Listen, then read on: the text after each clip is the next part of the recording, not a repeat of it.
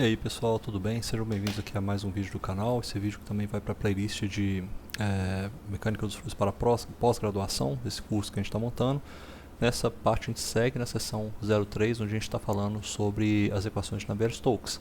A gente vai falar agora sobre mais uma forma da equação de energia. A gente já mostrou na equação de energia total, que é a que conserva a energia total, que é a mais importante porque ela realmente conserva tudo, né? Então você não precisa se preocupar quando se passa com não estar conservando energia cinética ou qualquer outra coisa, mas as formas da equação da energia mecânica e da energia e só da energia interna, elas são importantes por causa do conceito, dos insights que elas dão pra gente. Tá? A gente já viu aqui, por exemplo, que achamos um termo no meio da equação da energia mecânica, que esse termo representa a taxa de dissipação viscosa, ele está relacionado ao tensor deviatórico, e a gente chamou esse termo desse nome aqui embaixo, ó. Esse símbolo aqui que aparecendo no finalzinho aí da segunda equação.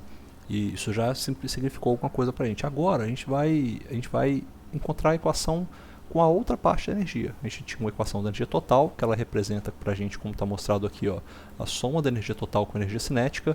A gente tem uma equação só para energia cinética ou energia mecânica.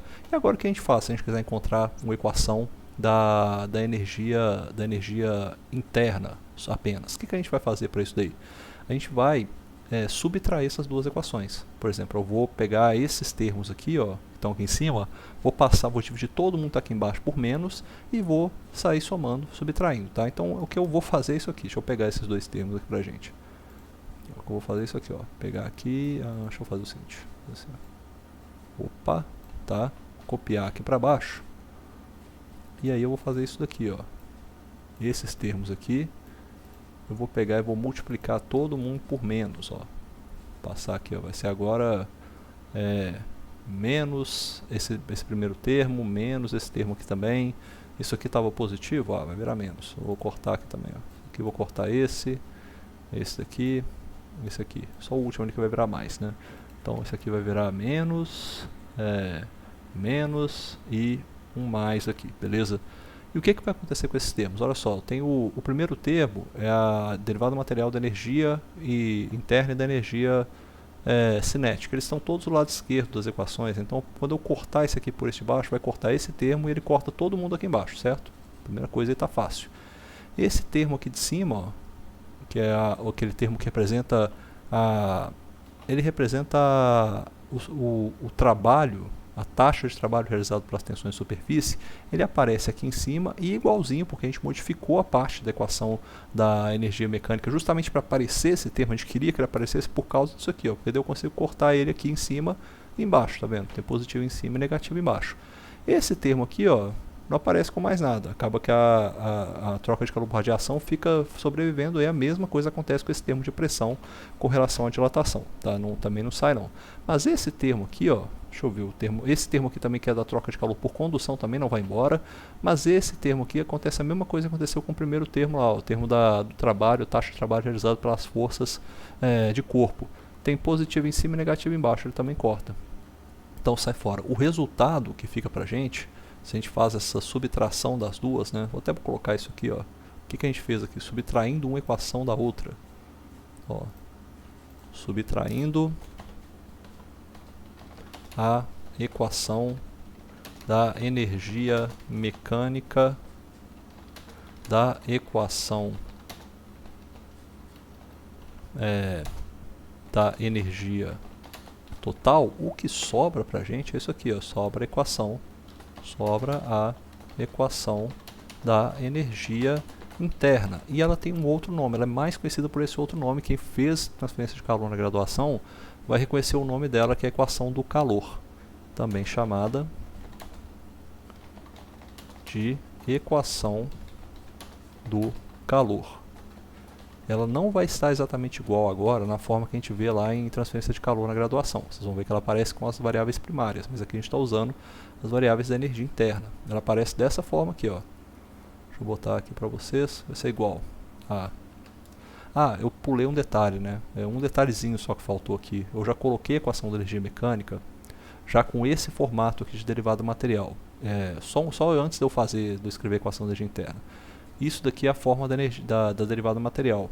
A gente já tinha feito lá na parte de energia total a transformação que saía da derivada temporal de ρ vezes esse termo aqui, mais a derivada, mais o divergente de ρ vezes a energia total vezes o termo de velocidade. A gente já tinha saído dessa derivação onde o ρ estava dentro das derivadas para onde ele fica dessa forma aí. A gente já tinha conseguido sair daquela formulação conservativa para essa formulação onde o ρ fica do lado de fora e a gente multiplica a nossa propriedade que a gente está interessado por uma...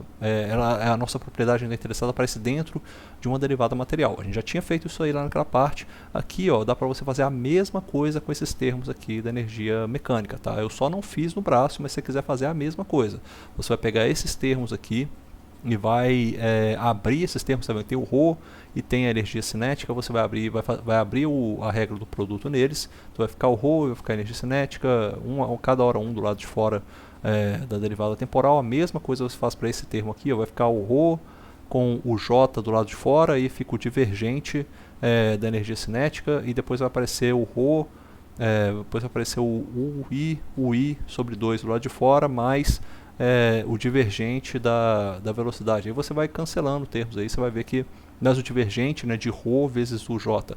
Você vai cancelando os termos, vai vendo que aparece a equação da continuidade, ela é igual a zero. É o mesmo processo que a gente fez na equação da energia total. Então, só não vou repetir ele. A gente fez a mesma coisa com esses dois termos aqui, para que eles se transformassem em ρ vezes a derivada material da energia cinética. Beleza? Só isso que eu queria contar, e aí chega nessa formulação que a gente consegue cortar tudo, fica bem mais fácil. É só uma manipulação mesmo. Vocês já viram isso aqui sendo feito, vocês sabem como é que se faz também. Então, a nossa equação vai ficar em função disso aqui, ó. Vai sobrar o ρ, a equação da energia interna fica o ρ, está dentro da derivada material somente a energia interna, somente ela aí aparece. Isso aqui é igual, qual é o outro termo que sobrou aqui? Ó? Sobrou, vamos botar os termos de calor primeiro, tá? Mais o calor que é trocado, né, por radiação, essa taxa de calor trocada por radiação, menos esse calor que é trocado, né, esse divergente do fluxo de calor. Aqui também, ó, o fluxo de calor trocado por condução. O que mais que ficou aí? Ficou, isso aqui é tudo negativo, né? Então aqui ficou também, fica negativo essa pressão, menos a pressão vezes o divergente de velocidade. E o último termo que sobrou aqui agora foi esse mais esse termo aqui, ó, que é o termo de dissipação viscosa. Então, olha só para isso aqui. Vamos observar essa equação da energia interna. E ela está escrita na forma não conservativa, tá? Se eu quiser escrever ele na forma conservativa, é só fazer aquele processo novamente. A gente já fez ele aqui uma vez, que é esse processo de a gente transformar este termo aqui, ó, de uma derivada material, é o processo inverso, né? A gente vai voltar agora para o processo, vai abrir esses dois termos da derivada material, faz os produtos, as regras do produto reversas, né? Vou até fazer isso aqui rapidinho, olha só. Esse termo vira o quê? Ele vira ρ vezes ΔE sobre ΔT mais U mais ρU de J vezes ΔE sobre ΔE de XJ. Isso daqui a gente vai abrir em duas regras do produto reversas, então vai ficar assim um ΔE sobre ΔT de ρE menos um E vezes um Δρ sobre ΔT mais um ΔE sobre ΔT de ρ UJE, del sobre ΔT não, isso aqui tem que ser del XJ, tá vendo? Esse termo aqui já é relacionado ao divergente já desse termo, então aqui é o divergente dele, ó. Del de XJ, menos E, deixa eu só cancelar aqui o meu WhatsApp que está pipocando aqui, que é uma loucura, menos o E vezes o divergente do nosso vetor de fluxo de massa, que esse aqui é o ρ de UJ. Beleza? Esses termos aqui vai aparecer a mesma coisa que a gente viu lá nas nossas derivações, né? A gente viu na parte da continuidade, um termo aqui vai aparecer que vai ser a continuidade. O E multiplica justamente, né, a energia interna, está multiplicando justamente a equação da continuidade. Então ele dá igual a zero, ou seja, o que sobra disso aqui, se a gente quiser transformar essa equação na forma conservativa,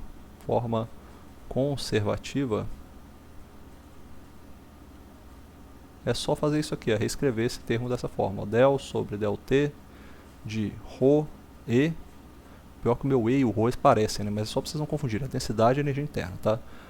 Mais del sobre del de XJ, o divergente de ρ UJE é igual a esses termos que estão aparecendo aqui todos, ó. Todos esses termos aqui. C, Ctrl V. Eu vou só diminuir eles aqui, mas eu vou colocar eles todos ali no cantinho da mesma forma. Tá aí. Essa aqui é a forma conservativa e a forma que está aqui em cima é a forma não conservativa. Agora, o que isso daí interessa pra gente? Interessa o seguinte, tá? A gente chegou até essa parte da equação e isso daqui vale, como a gente falou, essa é a forma da energia, a forma conservativa da energia interna. Isso daqui essa equação está conservando a energia interna, tá? Ela está conservando a energia interna. Isso daqui vale, como a gente falou, para um fluido newtoniano, fluido stokesiano. A gente está usando todas as hipóteses de Stokes, tudo aí está misturado nessa solução. A gente está tudo vindo lá das nossas equações, das nossas derivações que vêm da quantidade de movimento. A gente construiu a equação da energia a partir de termos que a gente utilizou lá na equação da quantidade de movimento também, né, os termos de força, por exemplo. Tudo isso daí atende a um fluido que é newtoniano, stokesiano. Então tudo isso aí está dentro dessas condições. Sabendo disso, esse termo aqui, ó, vamos reescrever esse termo phi. Aí, deixa eu ver o que eu posso mais falar sobre isso aqui. Eu não falei sobre isso nos meus cadernos, não, quer ver? Tá, eu não falei, cara. Eu vou abrir, então eu vou colocar isso aqui primeiro. Vou colocar uma definição do que cada um desses termos aqui representa. Ó, eu vou puxar essa equação aqui, a gente vai botar aqui embaixo o que esses termos estão representando para a gente. Vou mais falar eles, na verdade, o que cada um está representando. Posso até escrever também, não tem problema, né? É bom que a gente escreve e pensa juntos aí, ó. O primeiro termo que está na esquerda, que é esse daqui, o termo do ρ vezes a derivada do material da energia interna, ele vai representar essa taxa de aumento da energia interna de um elemento de fluido. Isso aí está claro. Isso aqui é a taxa de aumento, vou colocar aumento, né? Mas poderia ser diminuição, dependendo da condição, da energia interna de um elemento. Beleza, isso aqui é o que esse termo vai representar para a gente. Vou até botar ele menor aqui para caber todas as definições. Aqui eu tenho a taxa de transferência de calor por radiação, é o primeiro termo que aparece no lado direito. Taxa de transferência de calor por radiação, beleza? Esse é o primeiro termo que aparece no lado direito. O segundo termo é o divergente do fluxo de calor, mas isso aí representa para a gente a taxa de transferência de calor por condução para um fluido, por condução. E a gente sabe, pelo nosso conhecimento de transferência de calor, a condução ela ocorre na camada limite, por exemplo, né? Mas um elemento de fluido estando lá no meio de um fluido que está escorrendo lá, ele também tem a condução, está passando por ele, né? Tem troca de calor dos elementos que estão fora dele, vão trocando calor para dentro dele. Essa troca de calor é também uma troca que ocorre por condução dentro do elemento infinitesimal. Esse termo aqui, ó, que é o quarto termo, essa pressão vezes o divergente de velocidade, ele é uma taxa de aumento da energia interna. Olha só, ele está negativo, né? Esse termo, olha só, repare que esse termo aqui, deixa eu puxar as setas aqui para cada um deles, para a gente ver, ó. Eu estou falando aqui, não estou botando as setas. Esse termo aqui seria a taxa de aumento da energia interna. Esse termo aqui seria a transferência de calor por radiação. Esse seria o termo da transferência de calor por condução. Por que ele está negativo, né? Porque a gente sabe que esse daí é aquela regra de sinais lá, eu expliquei lá atrás, que esse termo está negativado para representar que o negativo dele representa que eu tenho fluxos de calor para dentro, né? Quer dizer, quando esse divergente do fluxo de calor no volume ele é menor do que zero, indica que eu estou fluindo calor para dentro do sistema, isso aumenta a minha energia interna. Esse termo aqui agora, que é o termo da pressão, vamos analisar ele com calma, ele tem uma interpretação bem legal. Olha, pensa o seguinte, eu estou agora com um divergente de velocidade positivo. O que é um divergente de velocidade positivo? Eu estou expandindo. Se eu estou expandindo, a energia interna do meu fluido cai. Ou seja, se esse termo aqui é positivo, a pressão nunca é positiva, ela é um valor que é um escalar, mas ela não chega a ser uma pressão negativa, né, absoluta pelo menos. E a pressão que está aqui, ó, você tendo esse divergente de velocidade que mostra uma expansão, ele sendo positivo multiplicado pela pressão, esse resultado aqui inteiro ele vai ser negativo. Ou seja, quando eu tenho uma dilatação do elemento de fluido, eu diminuo a energia interna. O oposto ocorre com a compressão. Quando eu comprimo, meu divergente de velocidade é positivo, então eu faço com que esse termo aí seja, o meu divergente de velocidade na verdade é negativo. Eu comprimi o divergente de velocidade é negativo, esse termo passa a ser negativo, multiplicado por esse menos aqui, vai dar positivo e aumenta a energia interna do meu elemento de fluido. Então, essa é a taxa de aumento da energia interna botar aqui, ó, por trabalho,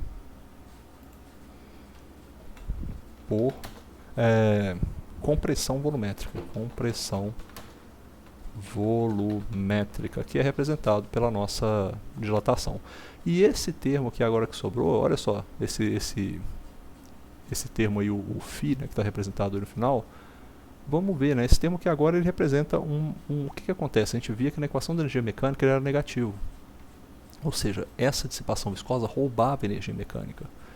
E agora a gente está vendo que o mesmo termo aparece na equação da energia interna como positivo. Ou seja, o que a ação das tensões viscosas faz com a energia do fluido?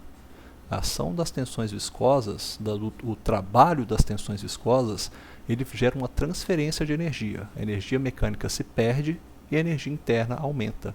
É assim que vai se dissipando, se transferindo essa energia, né? Acaba que essa energia vira mais energia interna, que vai virar mais energia térmica, que faz com que o fluido transfira mais energia de calor para fora, né, do elemento de fluido. Então, a perda de energia mecânica que se dá pela ação do trabalho das tensões viscosas, ele é influenciado aí, ó, ele aparece nesse momento aí, no momento em que ele vai aumentar a energia interna. Então essa é a taxa de aumento da energia interna devido ao trabalho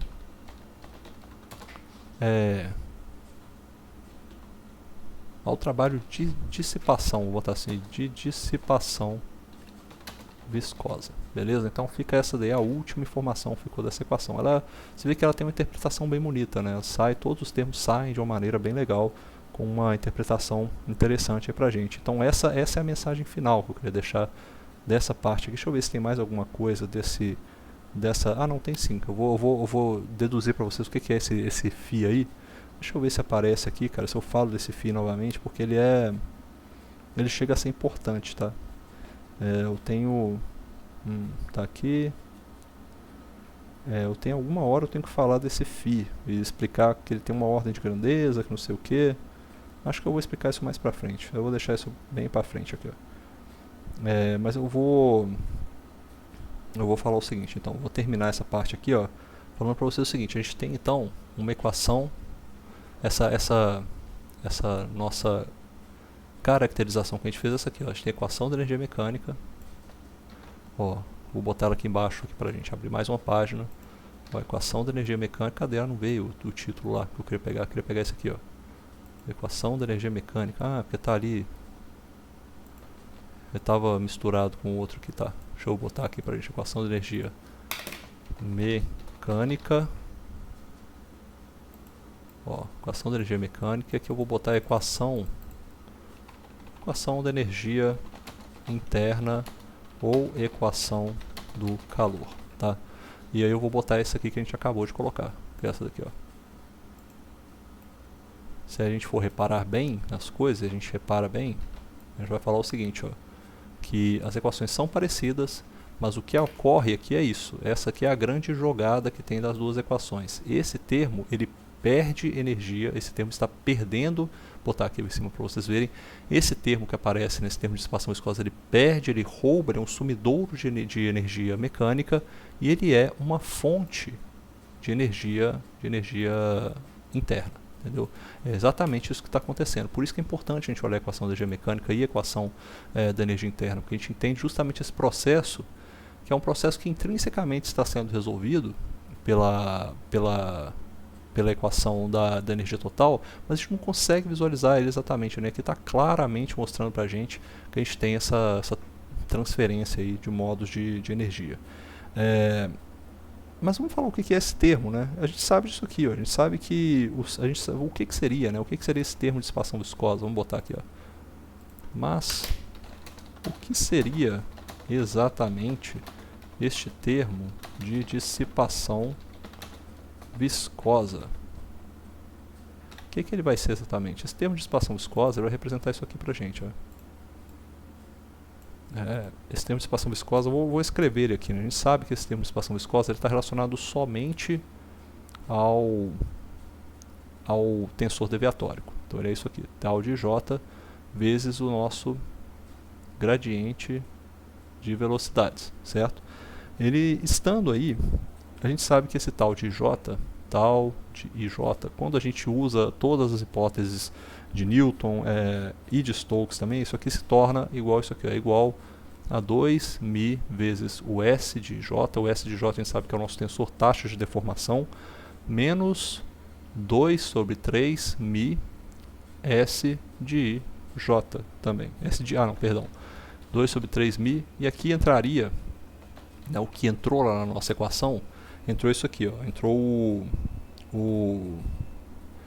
na verdade o traço, né, o traço do tensor de taxa de deformação, que é o nosso divergente de velocidade, que é isso aqui, ó. Esse divergente de velocidade, como é que a gente escreveria ele em forma de um tensor aqui? Ele vai ser escrito dessa forma, vai ser o S de I, só que aí a gente coloca ele em um tensor com delta de Kronecker, tá vendo? Porque daí fica consistente a nossa inscrição, né? A gente está escrevendo justamente isso. Se eu voltar, cara, é porque eu vou ter que voltar muita coisa, tá? Mas acho que dá para eu voltar lá atrás. Só um minutinho, quer ver? Ó? A gente vê isso aqui, como é que ficou nas equações. Aqui ficou, tá aqui, ó. Olha, a gente tem esse termo e tal, mas eu queria ver nessa equação aqui, tá vendo? Aí ficou dessa forma, né? Olha só, ficou menos 2/3, ficava esse delta de Kronecker, né? E isso daqui é o nosso divergente de velocidade. A gente sabe bem que isso aqui é o nosso, esse termo aqui ficou meio esquisito, ó. Deixa eu reescrever esse U aqui, ó. Isso aqui é o del. Tá vendo? É esse termo aqui que a gente está tentando escrever. Tá vendo? É o U de M sobre o del de x de M. É um divergente de velocidade. E o divergente de velocidade, ele é a soma, é o traço, né? É o traço do tensor taxa de deformação. E o traço do tensor taxa de deformação, a gente sabe que a gente pode escrever dessa forma aqui. Deixa eu voltar lá para baixo agora de novo. A gente sabe que a gente pode escrever dessa forma aqui, ó, porque nesse caso o S de I representa um somatório. Então ele é a mesma coisa. É só eu dizer que isso aqui é igual a S de I, tá bom? É só isso aí que eu estou dizendo. Então é só um outro jeito de visualizar. Só ao invés de colocar os divergentes, né, as derivadas da velocidade nos seus respectivas posições, eu estou usando o tensor taxa de deformação para escrever o termo de dissipação viscosa.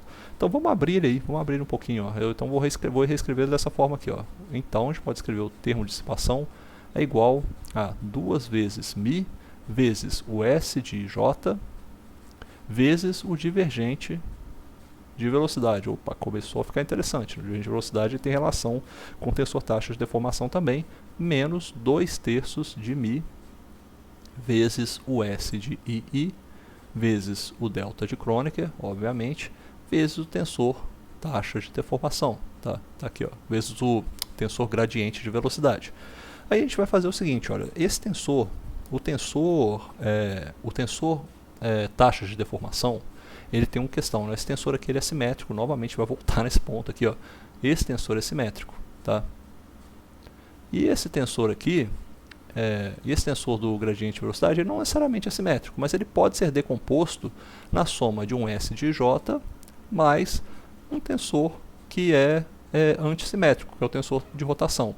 Tudo bem, se eu faço essa parte, o que vai ficar aqui? Ó? Vai ficar 2 vezes μ, S de J, S de J, e mais a parte aqui, ó, 2 vezes μ, S de J, vezes o tensor de rotação. Ou seja, eu estou multiplicando o meu tensor taxa de deformação com o tensor de rotação. Aqui tem um problema. Aqui a gente está fazendo uma contração de dois tensores. Né? É um produto matricial, aquele produto que a gente chama de produto... a soma de Einstein. Né? A gente está somando os componentes, isso aí vai virar um escalar. Só que quando eu tenho esse produto aqui acontecendo para um tensor que é simétrico e o outro é antissimétrico, o resultado é zero. Ou seja, isso aqui, ó, inerentemente, isso aqui vai ser igual a zero, porque um é simétrico e o outro é antissimétrico. Isso daqui não, isso aqui vai ser diferente. O primeiro termo não, o primeiro termo é mantido, ele é diferente de zero. Então a gente fica com esse termo aí.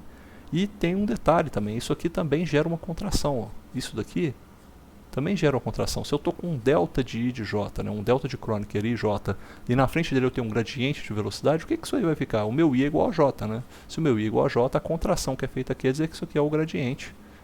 É o divergente de velocidade, na verdade. Opa. É o divergente de velocidade. Aqui é igual a J, eu posso substituir o I ou J ali, vai virar um divergente de velocidade. Ou seja, como que fica a minha formulação no final dessa história aqui? Ela vai ficar, na verdade, vai ter uma contração ali de I de J, e o I de XI, o I de XI.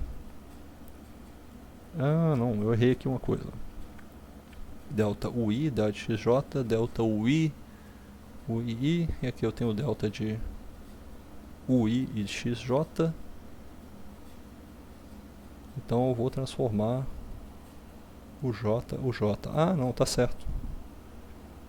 Tá certo, não me confundi não, tá? Isso aqui, na verdade virou UI, mas é porque se eu usar o mesmo I aqui, ó, nessas duas partes, eu vou ter repetição com relação a esse I aqui, então eu não posso usar ele. Eu li na minha descrição que estava um pouco estranho, então eu vou usar o J aqui na verdade, tá? Vai ser o J e o J, então isso aqui tem que ser igual a S de J, J, beleza? Então essa aqui que é a definição. Eu tava lendo, já estou meio cansado de ler aqui, já estou confundindo as bolas, viu, gente? Me desculpa, não tinha nada errado, não é só uma contração, só que a gente vai virar o que era I, dentro dessa contração vai virar J, e a gente sai com essa formulação aqui, ó. O que é então esse termo da dissipação viscosa? Esse termo da dissipação viscosa ele é igual a 2 vezes μ S de IJ, S de IJ, tá? É repetição, é um produto de duas matrizes, a gente vai pegar elemento a elemento, sair multiplicando e somando todos eles, e aí vai dar um escalar no final. Menos, aqui é menos ou é mais? Ali vai ser menos, é menos, porque vem da hipótese lá de Stokes, menos 2 sobre 3, μ de S e I, ou seja, o divergente de velocidade, e novamente o divergente de velocidade. Só vou botar um outro índice dummy aqui para não ficar o mesmo índice dummy do S de I, tá beleza? Essa daqui, ó, é a representação do que é essa taxa de dissipação que a gente tem. Essa dissipação aqui, vou mostrar aqui para vocês, ó, isso aqui representa uma coisa, tá?